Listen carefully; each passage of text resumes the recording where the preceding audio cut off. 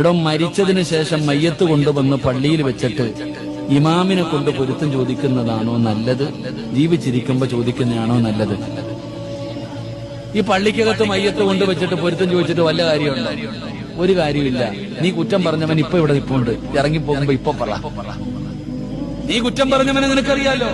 എടാ, ഇവിടെ നിന്ന് ഇറങ്ങി പോകുമ്പോ ആ മനുഷ്യന്റെ കൈ പിടിച്ചിട്ട് പറ, ഹബീബേ എനിക്ക് പൊരുത്തം താ. അല്ലാതെ പള്ളി കൊണ്ടുവച്ചിട്ട് ഇമാമിനെ കൊണ്ട് അതും പറയിപ്പിക്കാം. ഇമാം അതിനുവേണ്ടി നടക്കുന്ന മനുഷ്യനാണ്. ഞാൻ പറയത്തില്ലല്ലോ.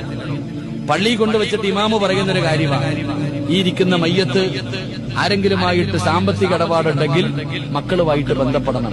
സത്യത്തിൽ മക്കളല്ലേ പറയണ്ടേ, ഉസ്താദാ പറയണ്ടേ? ഉസ്താദിനെന്ത്?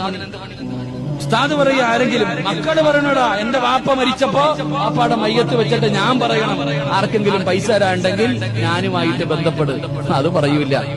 കാരണം കൊടുക്കേണ്ടി വന്നാലും.